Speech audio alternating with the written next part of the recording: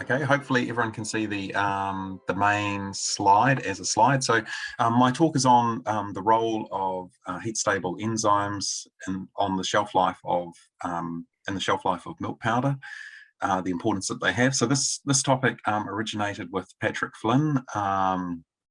So yes, I want to thank Patrick for the opportunity to talk about this. Originally, I thought there'd be a lot of information, and over the last 3 weeks, I've been doing a lot of literature review reading, and I've discovered there is not a lot of information. So yeah, it made for quite an interesting talk. Well, hopefully it'll be an interesting area. Now, why is that not? Oh, here we go. Okay, right. So we'll get started. So we're going to talk about the role of heat-stable enzymes. I'm just going to start off with defining the system. So a little brief amount of what the enzymes are and how do they actually function. And then talk about milk powders and what their characteristics are, and a little bit about partitioning of where the enzymes actually exist in milk. And I guess there's questions around what do we mean by shelf life? Do we mean shelf life of the powder? Do we mean shelf life of the end product? A lot of the times milk powders are not used directly, except for milk powders in supermarkets. They might be made up into a smoothie, I guess, and used. But other times they end up into other products. And then talk a little bit about the theory of some of these enzymes and how they work, I guess, and then we'll just look at what happens at end use applications, because that's actually where a lot of the, I think, interest is. Okay, so you can broadly classify enzymes as being indigenous, so they're the ones that are normally naturally found in milk, and so there's some of them listed there. There's which end up in milk. We've got exogenous enzymes as well, so they're the ones added during processing, so chymosin or rennet to get in cheese manufacture. Also, you add add enzymes when you're making hard grating cheese for flavor purposes, and endogenous enzymes, which are those produced by microorganisms, which you either add on purpose, such as cultures when you're making yogurt or cheese, or unintentionally, and they're the ones which are quite important, the psychotrophic bacteria. And I understand you guys have had quite a few webinars on those already from Steve Flint. Okay, so lipases, what do they do? Jenny told me to use the laser pointer, so here's the laser pointer moving along, but not to move it too fast. Okay, so I've just got a very basic diagram here of how lipases work. You have a triglyceride with its 3 constituent fatty acids. You need a water molecule, well, you need a few more water molecules. This is not stoichiometrically accurate, this diagram. And then the lipase assists with the cleavage of the fatty acids from the glycerol backbone. So lipases don't always remove every single fatty acid from a triglyceride. Sometimes they'll just remove them in the SN1 or the SN3 position. So they're generally labeled, there's 3 positions, and the one in the middle is SN2, and on either side it's either SN1 or SN3. So you don't always end up with a clean glycerol. Lipases, if they do act, they produce off flavors. So lipases can be used for good. I'm not going to talk about those. That's for cheese people and yogurt people who are interested in making nice flavors. This talk is really about the potential defects, and so that's what I'm going to focus on. And the main defect from lipases is really the off flavors. And these have been described variously as rancid, butyric, unclean, soapy, astringent, and bitter. And there's so free fatty acids are produced, particularly those from short and medium chains, and they have quite strong flavors. So depending on your fat source, you may expect to get different free fatty acid profiles. So obviously milk, if you're just using milk fat, that's kind of fixed, but maybe in a fat-filled system, you know, potentially you can choose to have fatty acid profile present that is going to create less of an issue. Lipolytic activities are determined by measuring the free fatty acid content, and the rate of that is obviously the free fatty acid content over time for a fixed mass or moles of the component. Oh, hello. When I have the pointer on, I can't use the laser on, I can't actually use the arrows. So I'll move that out of the way. Apart from flavour, you know, a fat is also useful, can be functionally useful. So this is just one example here. There's some work done by Hilton back in 1983, and it's around making a decent coffee and steam frothing. And you can see from the diagram on the right-hand side, I don't need to point, is that as the free fatty acid level increases, you have a decrease in the steam frothing value. So when you're making your coffee, it's not going to froth so well. And that's due to the glycerides that are produced, which are also surface active. So the different functional properties are going to really depend on what the end application is.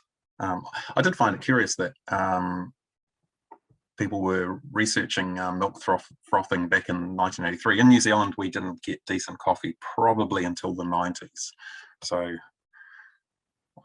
that was historically interesting, I thought. Okay, proteases.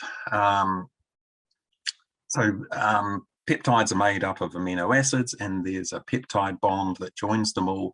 A protease facilitates the cleaving of that peptide bond, and then it produces a carboxyl group, and there's an amino group that gets produced. So there's our carboxyl group and the amino group. And also proteases, in order for them to be hydrolytic, they require water as well, in the same way that fat requires water in order to cause that hydrolysis reaction.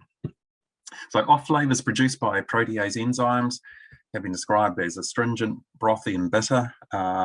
When I was working at DRI, and we were making a whole lot of hydrolysates, in the group we sometimes describe them as also having urinary top notes, particularly if anyone's been involved with making hydrolysates with caseins and caseinates.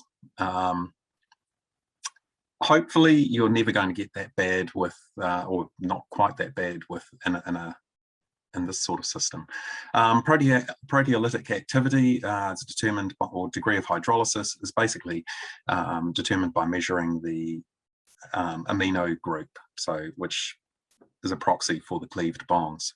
Another thing to consider, which is not in your PDFs because I only added it just before, is that when you break up a peptide or a protein, you're effectively changing the isoelectric point potentially of the products, because if you have a protein, you break it up, you have two peptides. Each of those peptides now is going to fold in a different way, and they're going to have a different isoelectric point, so they're going to have different heat stability profiles, and that means that you may find when you process the milk, like if you were making UHT milk, and you had an extensive amount of hydrolysis at some point, then your fouling layers and the rate of fouling layers may increase with time.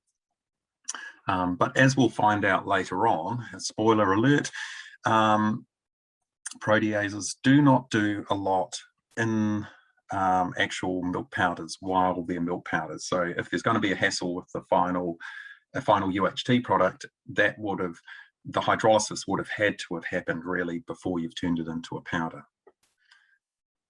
But I just thought I'd sort of mention that if things got bad. Okay, so we've got quite a few different enzymes. We're mostly going to focus on the proteases, proteinases, and the lipases. And there's a little table here where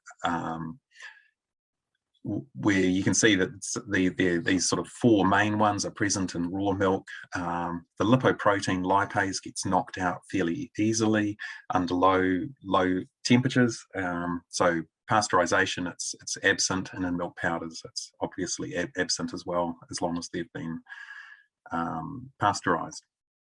Bacterial lipases, though, now that's the critical one, and that relates, they typically come from, the heat stable ones come from psychotrophic bacteria. And so they're quite important. They survive pasteurization, and they certainly end up in milk powders. Plasmin, so from this data, there was a question mark of whether they ended up in milk powders, but I suspect if they've survived pasteurization, I don't see why they wouldn't survive in milk powders. So the main thing, they do exist. Okay, so this is where does lipase actually exist? Because this is important if you're manufacturing products. You think, okay, I might have lipase present in my product that might be produced in my raw milk. Where will it actually end up? So this is a study done back in 1985, and they've basically taken milk, they've ultracentrifuged it, and they've got some casein. There's a little bit of fluffy stuff that you see, and that's sort of all the vesicles and plasmin membranes and bits and pieces that aren't, strictly speaking, milk. So they end up there. You've got your casein, you've got your serum, which is where all your whey protein is, and then you've got your residual cream at the top. And so what they did in this particular study is they then analysed where exactly is the lipolytic activity. If I take this component or that component, the serum component, and then we add fat to it, what is the rate of hydrolysis of that fat? And what they find is that most of it is with the caseins. The serum phase has quite a lot less, it's about a third. The milk fat globule membrane material is really only about 2% of the total. And yeah, so that's sort of the split. The other thing which they did in the study is they took the milk and they cooled it down and held it at 4 degrees Celsius. And what you can tell is that the activity associated with each phase is actually changing with time. So that tells us that either the activity of so in order for the activity to change, that means one of two things. Either we're having migration of the enzyme from one component to another component, which in order for that to happen, you have to have a decrease in the bonds that are causing the attraction to a component. So either the bonds towards the attraction towards, say, the casein fraction is getting stronger, or it's getting weaker, so it moves away. Alternatively, depending on temperature, because you're dealing with a protein, you're going to be changing the strength of things like hydrophobic bonds, and internal structure of the enzymes can change subtly depending on where it is. So there's going to be micro ionic strength and pH domains within the bulk milk. So if it's really close to the casein, the ionic strength may be quite different than if it's sitting near the milk fat globule membrane material. And then by changing the temperature, you're changing the balance of forces, and you might have an enzyme which is inactive that then becomes active. So there's those two mechanisms. It's either migrating from A to B, or something is inactive at B and then it becomes active because of the change in temperature. And that change in temperature can bring about a change in solubility of salts, like, calcium salts become more soluble at lower temperatures compared to higher temperatures. So these might contribute to those changes. Okay, so that's kind of interesting. That tells us where the majority is. But if it's partitioning towards the casein, then it kind of makes sense to plot all the data as a ratio of lipolytic activity to protein. And when you do that, you see an interesting phenomenon. So that's over here on the right-hand side of that table. And suddenly we discover that the caseins have 2.4 units per milligram of protein, but the milk fat globule membrane material also has basically the same. So big ones which have the same letter. So this has a B, the casein has a B. It means there's no statistical difference between the two. So essentially you've got the same ratio of lipase to protein in both the casein fraction and the milk fat globule membrane material. And in the serum phase, it's about half of what it is. And the fluffy stuff, which is just exists, it's not that interesting really, is quite a bit higher.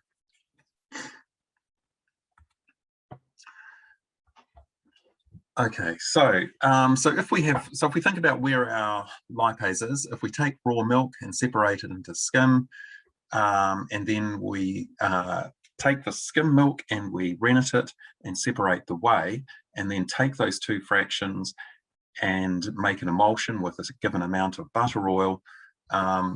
This study here, which was done by Gould back in the day, is not a date, but what we find is this supports the earlier data. And essentially we can see that the hydrolysis of the butter oil in the whey is a lot less. It only goes from less than 2 up to close to 4, whereas when it's in the presence of skim milk, it goes from about 2.5 through to over 8. So the rate of hydrolysis is a lot faster in skim milk, and this was done on a sort of protein basis, I believe. So so there's quite a difference in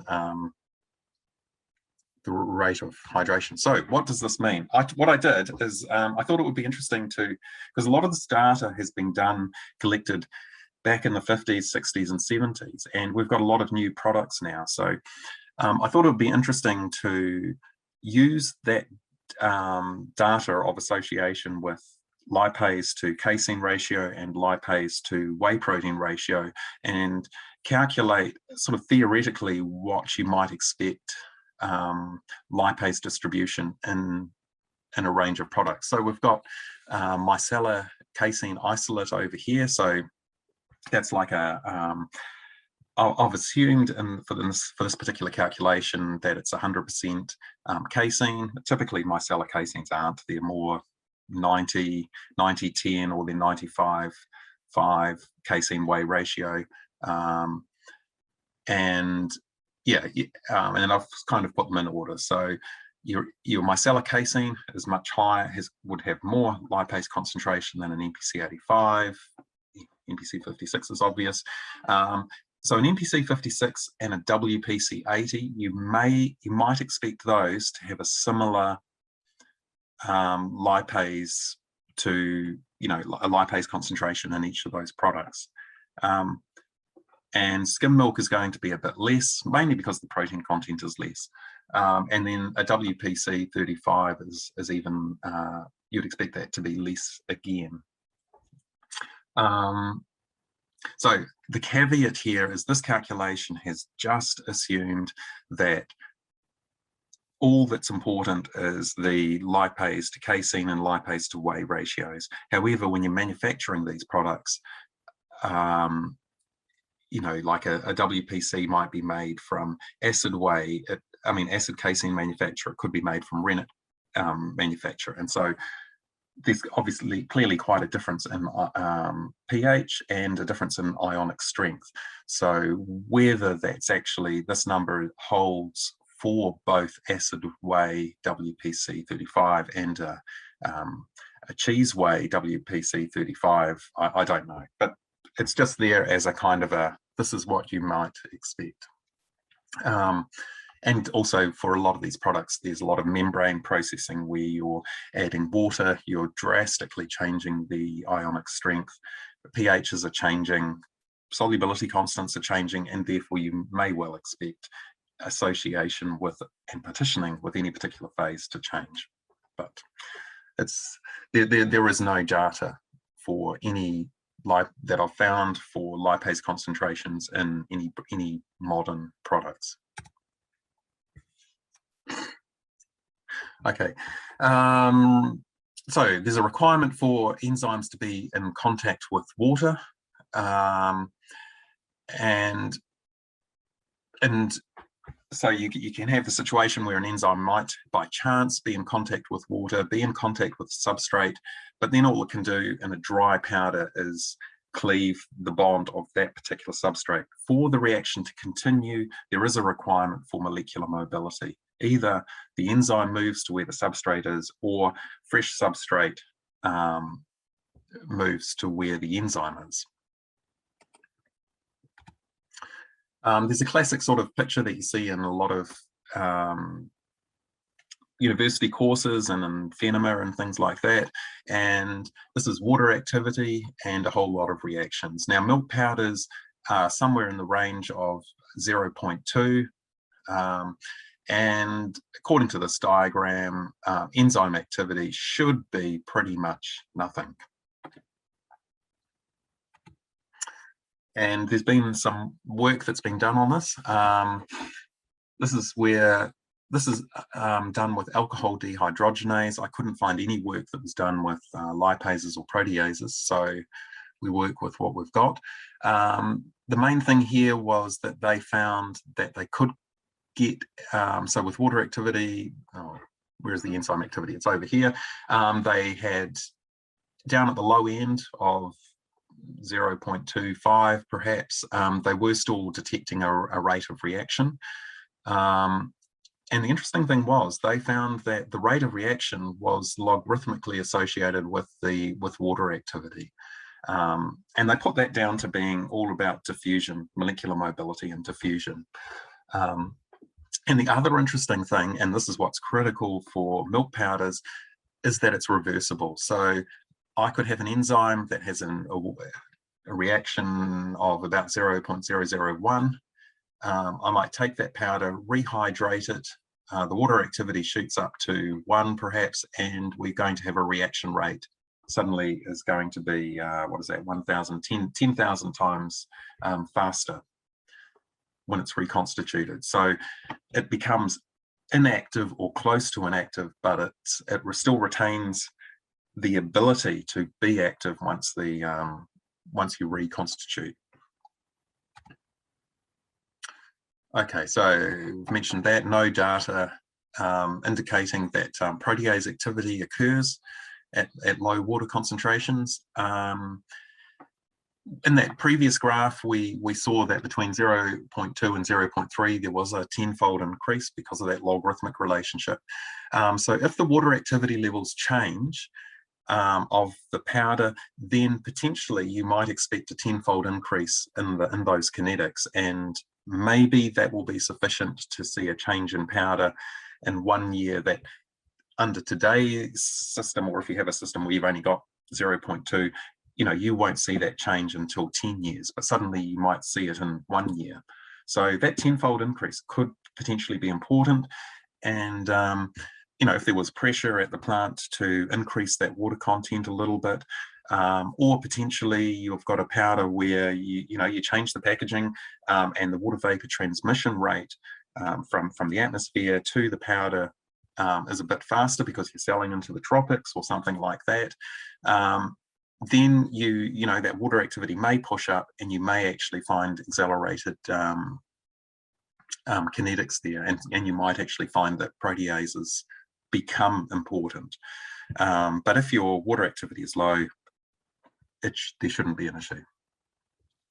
Okay, I kind of watched a little bit of Married at First Sight, and not much, only because I have 2 daughters, and one's a teenager and one's just turned 21, and they watch it, so I had to. But they always talk about connections, and the thing with these substrates is with these reactions is you have to have a connection between the enzyme, between the water, and with the substrate of concern, whether it's a triglyceride or whether it's a protein or even a peptide, which then can also be cleaved. So we've talked about water vapor transmission. Now, this is the interesting thing here. Migration of hydrophobic compounds does not depend on water activity, because the hydrophobic compounds, they hate water. They don't exist in the water phase. They exist by themselves in the fat phase. So lipase activity is faster at warmer temperatures in a milk fat system, but this would be due to increases in molecular mobility of the fat due to melting.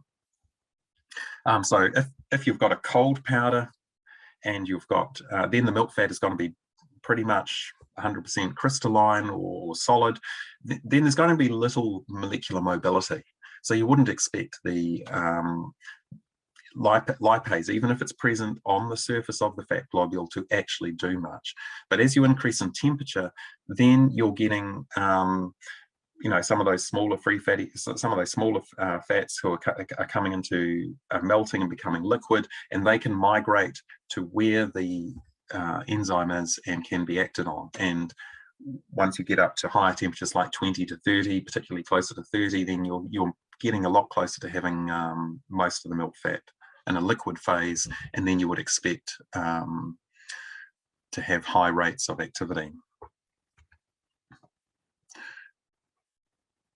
Okay, so proteases are inactive, but their activity is preserved.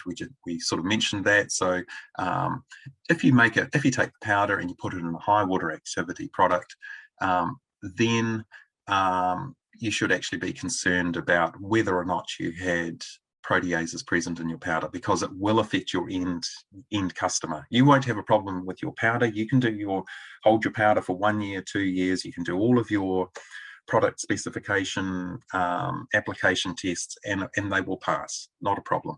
The consumer, the end user makes a product, they slap a 1 year shelf life on it if they make a UHT product, for instance, and then they may suddenly see the issue. So sometimes the specifications that you have at the factory, the tests that you have, won't pick up on some of these things. And then you get the customer complaints, which no one really wants. Okay, so high moisture. So the other thing is we buy powders, or you make different types of powders, and there's always that assumption that they're kind of the same, and you discover that, oh, company A is selling a WPC 35 cheaper than company B. It's also a WPC 35, it's also a cheese whey, both of them are cheese whey. I can just interchange them and life will be good. This particular study showed that with skim milk powders, and they looked at low heat skim, medium heat skim, and high heat skim, that what you find is that protein degradation, and this is when you reconstitute the powder. So I've highlighted that in green. So it's not happening in the powder. It's when you take the powder, you reconstitute it, and then you hold it at a particular temperature and monitor protein degradation. And they found that low heat skim, you do get protein degradation in that reconstituted product.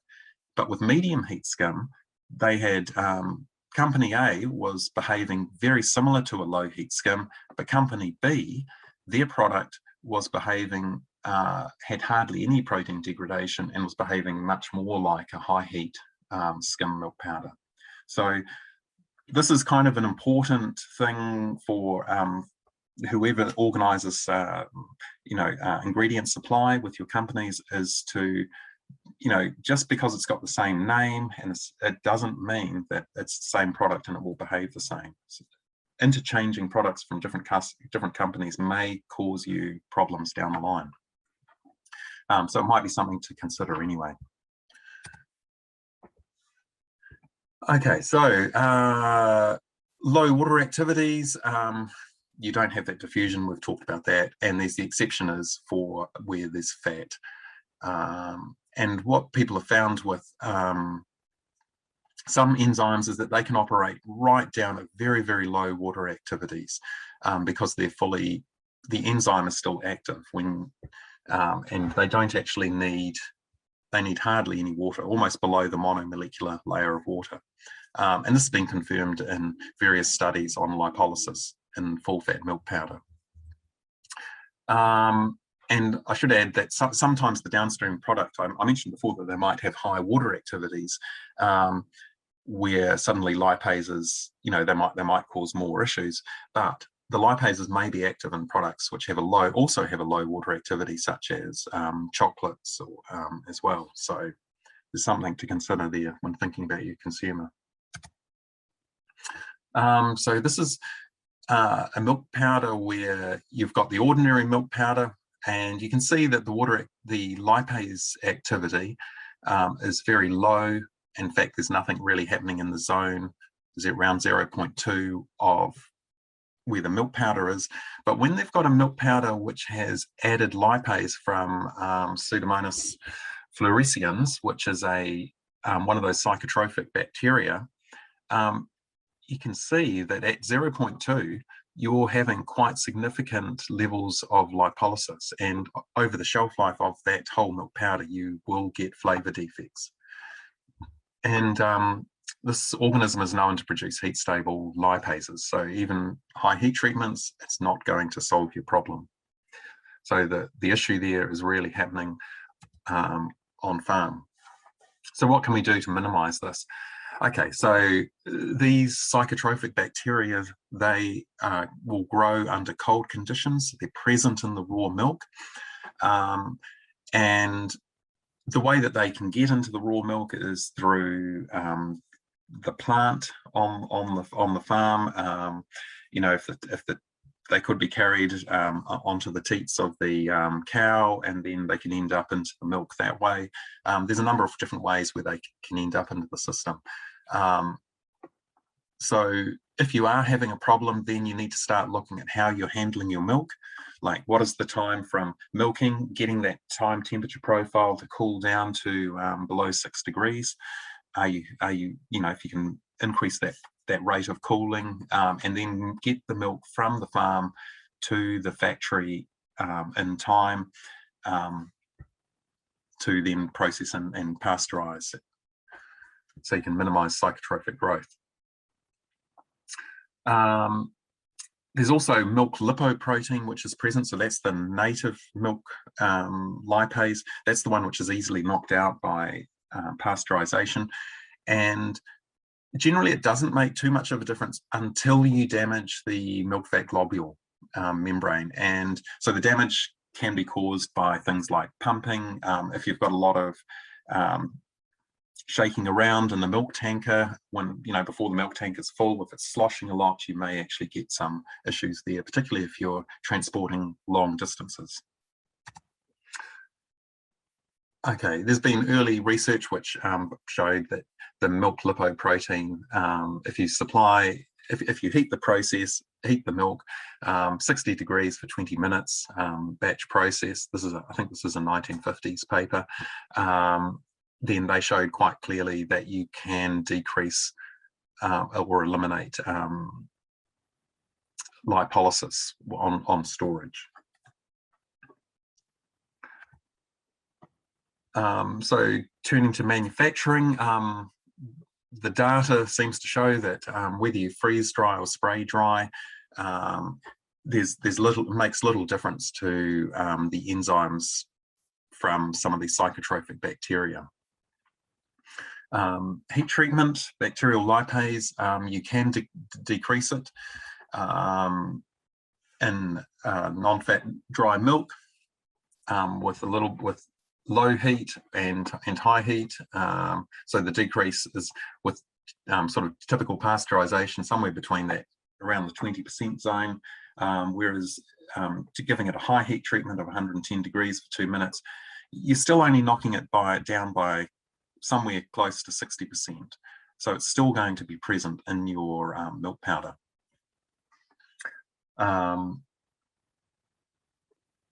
Keep track of time. Okay, right, actually. Okay, so we'll move on from that. This is looking at downstream processing, lipase activity. As you store the powder for up to 8 months, there was effectively no change really in the lipase activity. So the enzymes are stable in milk. And the difference between these two was that the stored milk was stored at cold temperatures for a bit longer before processing, and the control was processed immediately. So there's a little bit more time to have psychotrophic bacteria growing in the stored product. When you make a UHT product from these, then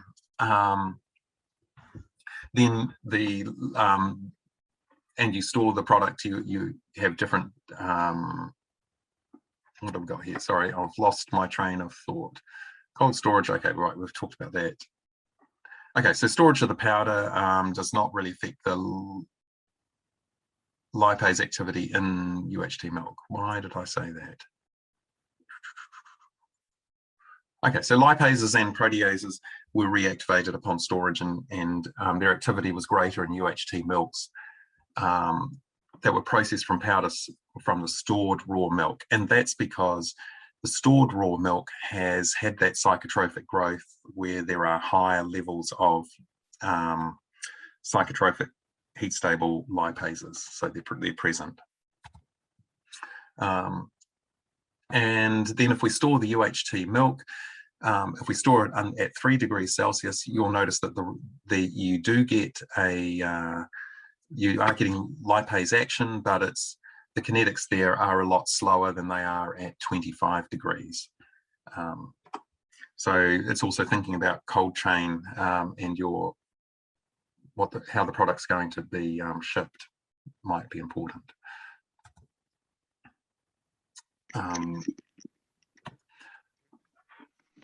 Okay, so it's just a little bit more about that. Okay, so now we'll move on to on-farm. This is a study which from Southeast Victoria, and the key take-home message here is that you can see that there's increase in bacteria, that the type of bacteria and the bacterial populations change with the season. So it's not the same throughout the year. And then then they looked at some of these proteases and lipases from these bacteria and did UHT on them and found, these different rates here. So this work has been done with UHT milk, but if it's surviving in UHT milk, clearly it's going to survive in any milk powders that you might make. So you can probably extrapolate quite well from that. Now we're going to look at sort of a hypothetical case. Let's pretend that we're making an infant formula powder. So this might be a base powder or the actual thing. So typically you're going to get some skim milk powder, or you might use fresh milk. You're probably going to have to buy in some WPC unless you're a large company like the likes of Fonterra, who manufacture their own WPC. You may have to buy in some demineralized whey, and you're also going to use vegetable oils, and there's mins and vits in there as well. You do some sort of processing, but the key thing here, this is for a wet blend we're looking at rather than dry blend. If you reconstitute those powders, if they came with lipases present, then those lipases, because we're reconstituting, we're adding our vegetable oil and we're homogenizing. Now, if we had, for instance, lipases coming in with the WPC, there's going to be no problem at that point. But if we reconstitute, homogenize with vegetable oil, and then we dry, in our final milk infant formula powder, that WPC, the lipase that came from the WPC, you can imagine that that's likely to be sitting on that fat globule surface, and therefore able to hydrolyze that fat. So I haven't seen any data that talks about infant formula, so I've just kind of made this up because it kind of seems to make sense to me. So lipase, it is an amphiphilic molecule, and it does exist on the surface of the fat globule. It's water soluble, so it's not inside the oil, it's sitting on the surface. So in order for it to hydrolyze stuff, material needs to move from the center to where the enzyme is so that it can be hydrolyzed and then move on to be replaced by new material.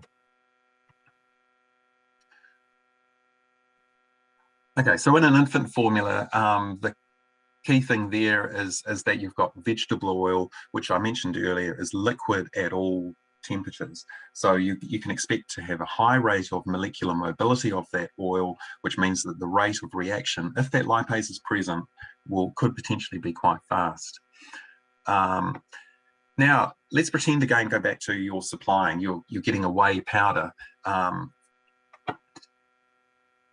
you're buying them from third-party suppliers, so you don't necessarily know how they've been manufactured. But so you don't know, you don't know what's in them. So cheese wheys will have been made from different cheese makes, different cultures. There's probably going to be a whole range of different enzymes that might end up in the whey that you don't necessarily know are there. And I read a recent article that came out where these guys were looking at adding an esterase that was from a extreme thermophile, and it had a optimal temperature of somewhere like 70 or 80 degrees, so it's going to survive into your whey. But what's going to happen if your cheese supplier starts using some of these new enzymes and directly adds them? So it's not about psychotrophic bacteria anymore, it's about these enzymes that have been added directly that are heat stable, and they've added them for making cheese ripening, but it might have a downstream impact on say the whey, which then ends up in your product.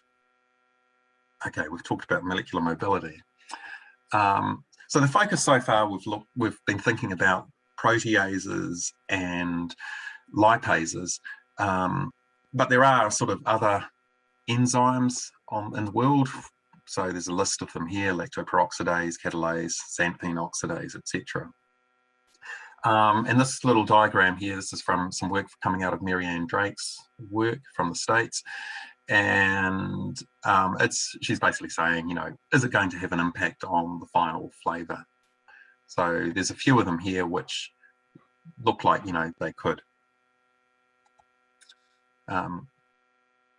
So I won't go through all of these because I've noticed it's now 4:45. So you can go through them yourselves, but some of them you'll find that, like lactoperoxidase, for instance, is reasonably heat stable. Maybe some of that will get through. And I highlighted this particular one because I noticed in 2009, Codex Alimentarius changed the regulations restricting LP use. So that means you're allowed to actually use lactoperoxidase and then make a product and then sell it internationally. So potentially you might end up with a product which contains some of that active lactoperoxidase system. And then, the question is, what might that do in your system? And there has been some data that has shown that these products are present in things like WPCs. So again, if you're making something like an infant formula and you've got complex lipids there that you've added, you want to know that they're intact at the end of the shelf life. Okay, xanthine oxidase, we'll skip through that. Plasmin is always a nasty. So that's been shown to be present in commercial whey concentrates, both acid and sweet whey or cheese whey. But the key thing I noticed in this particular article, which I forgot to reference, was that it varied quite considerably between suppliers. So again, there is that issue of when you're looking at your suppliers, looking at the specification or asking for tests to be done. If it's going to be critical for your product, you may actually want to test suppliers for the various enzymes that may be present. Okay, so which leads us on to detecting these enzymes. So here's just a couple with, you can sort of do indirect measurement of lipases. There's some methods there. It's probably not worth enlightening to go through them. Enzyme linked ELISA type studies. So they take a bit of effort to do.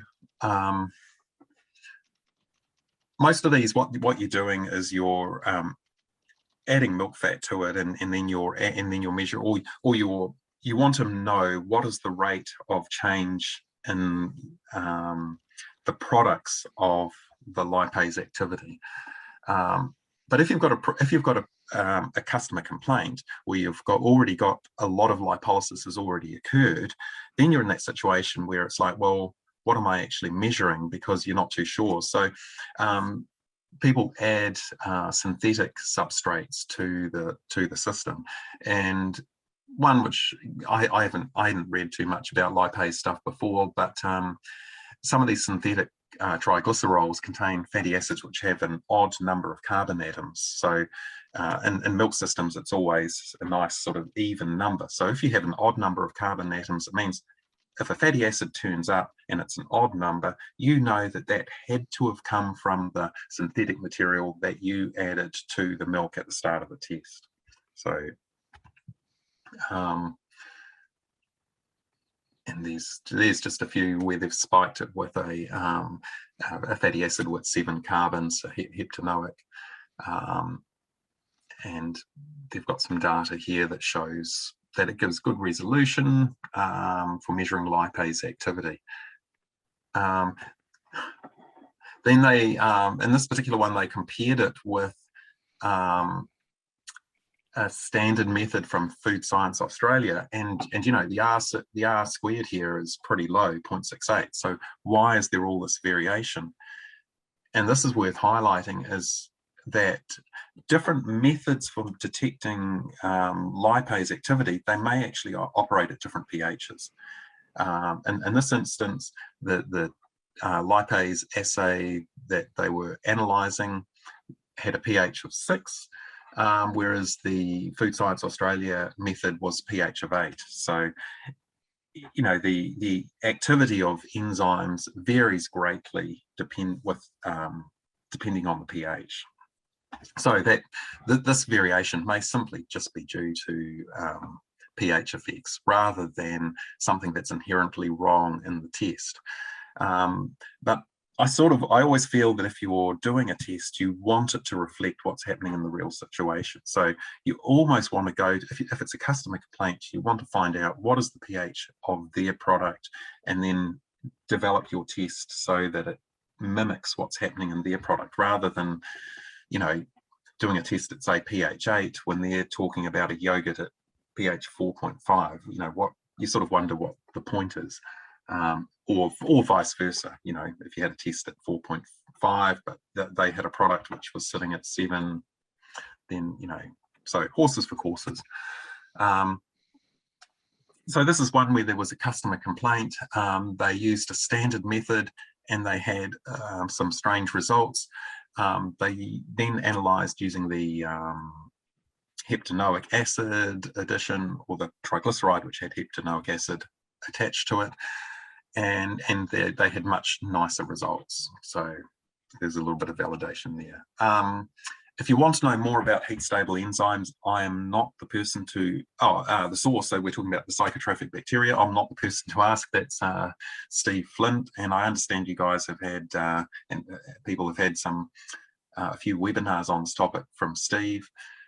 So I've put up his ResearchGate profile there, and you can ask Jenny for access to those webinars, and there's also a recent paper which no doubt has citations, etc. with it. So conclusions, enzymes are likely to survive heat treatments. Certain ones are, and they will remain, they'll either remain active in the milk powder, or they'll retain the ability to be active in the milk powder. So if they're reconstituted, then their activity might come back and they might be an issue for your customer. Or in the case of lipase, where they're not dependent on water for that molecular mobility, they may be active in the actual powder and cause deterioration in that powder. So whether it's a cream powder or a whole milk powder, something with fat. If it's a skim milk powder or a WPI or something which is very low in fat, then it may not be an issue. There is still fat in products like WPC. It really depends how much of an issue that will be. Okay, impact of lipolysis is generally going to be greater than proteolysis for those reasons we've talked about, molecular mobility.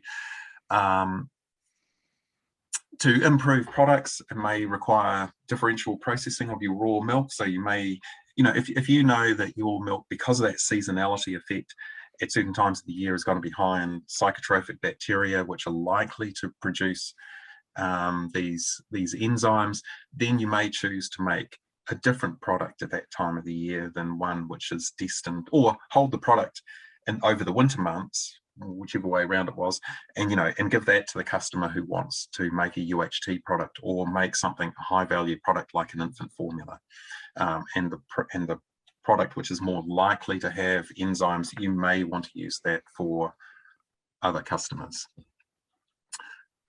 Right, improve quality. Right, we've done that. Okay, so and if enzyme defects are likely to be important for your product, then you probably want to screen your ingredients that you're getting in. I've worked with various infant formula companies over the years in different consultancy roles when I was at Massey and things, and I know that a lot of the small companies, they have to source. They can't just turn up to Fonterra or another company and just, or Land O'Lakes, and just have one supplier and get WPC year in, year out for the next 10 years. They might turn around and say, oh no, we've sold it all to Kraft, we've sold it all to Abbott, you're on your own this year. And then you have to go and find other suppliers in Ireland or Australia or France or the States. And you just want to be, if it's important to you, then you may want to screen for some of these enzymes. And that brings us to the end of the talk. So thanks. Now, I think I've been told to stop sharing. Yes? Yep, thanks very much, Alistair. Right, so if people now can pop their questions, there are a couple there, Alistair, if you open up the chat box. Eva has asked a couple just of pressing questions. this blue button. No, that's not it. Oh, chat box. Where is the chat box? Down the bottom. Hang on, I've just made it bigger. Chat box. Chat. Oh yeah, sorry, there it is. Okay.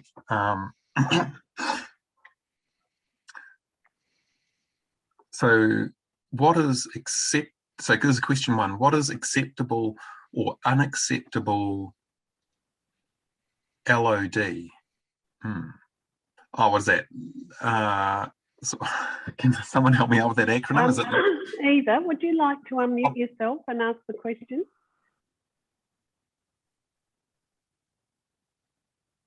Okay. Let's go on to question 2. Sorry, it's everyone with you from Biga. I just have a question, because we had recently a product where we assumed it could be issue with the enzymes activities, and to a lab for testing like a level of proteolytic enzyme. We received report of 2 pu per milligram, and now I just have a question, what's the acceptable or unacceptable level of detection, because this product is a UHT product, and are there any recommendation, any legislation standards or any guidelines around for enzymes, like Dairy Food and Safety? They have, let's say, for micro, they have what's acceptable, unacceptable level for, let's say, detection of E. coli in like UHT milk or ESL milk or. Okay. Yeah,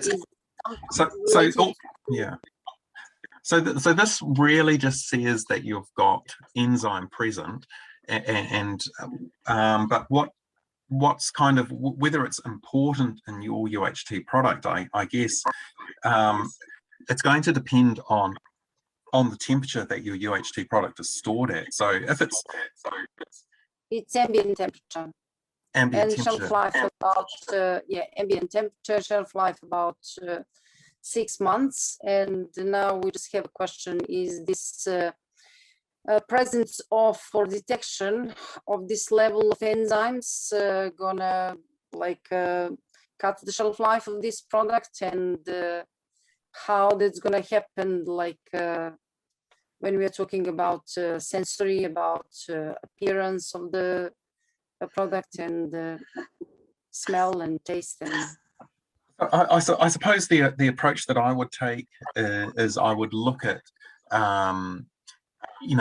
potentially what we mean by ambient. So are we talking ambient China? Are we talking ambient Singapore? Ambient Finland in winter? Yeah, during the winter in Australia. Yeah. Winter in Australia. Okay, so and then the next thing I would do is I'd probably do some kind of accelerated shelf life study where I have that milk, and perhaps I dilute it with, you probably do some sort of accelerated shelf life where you monitor free fatty acid production at a range of temperatures, and then build up a model. So I think I included in here a detection level of what people find unacceptable for free fatty acids from Mary-Ann Drake. Yeah, so that was 1.5 millimoles per litre is unacceptable to most people. So if you know that that's your critical level of free fatty acid, and that's what you're actually concerned about. So the enzyme might be present, so it depends what the enzyme is doing and which free fatty acids are being produced. But if you do your accelerated shelf life study and measure the free fatty acid level, then you can create a model where you can ask the question, if I store it under these conditions, how long will it take me to reach 1.5 millimoles per litre? Is it 9 months, 10 months, or is it 2 months? And that will tell you if your enzyme. Yeah. Okay. Yeah, I completely understand what you're saying. Thank you. But yeah, my question is really because we received this report recently of 2 PU per milligram for plant proteolytic activity enzyme detected in UHT product, which is going to be stored at room temperature. And we don't know how to use this report. Is this 2.0 PU per milligram acceptable or unacceptable? Is this product can reach the end of shelf life during the storage at room temperature or can't? And yeah, because no one is really expert in enzymes, and I have to say from our side, and we don't know how to interpret it, how to use this this result of 2 PU per milligram. Yeah, yeah, I think the only way you can do that is by actually doing a shelf life study, an accelerated shelf life study. Yeah, that's really the only way, because it's going to be affected by things like ionic strength, the pH of your system. It's also going to be affected by the particle size distribution of your fats. So, the smaller it is, you've got more surface area. So it's affected by a lot of things that are going to be unique to your actual product. And so really you're going to have to get a source of that particular proteolytic enzyme and dose it into your product at different concentrations, and then just monitor free fatty acid, and then work out what's going to be acceptable for your product. I don't think you're going to find a textbook that'll tell you the answer. Yeah, I'm just asking exactly what you said, the textbook. If it's possible. I know, it would be nice looks to. Like no. Folks, we have reached 3 o'clock, so we are going to have to end the webinar. Eva, I can put you in touch with Alistair, all right? So just in case you have further questions. Now, there aren't any other questions that have popped up there, Alistair, but we did get a comment that Ian found the way that you link the information provided back to real life examples very useful. Well done.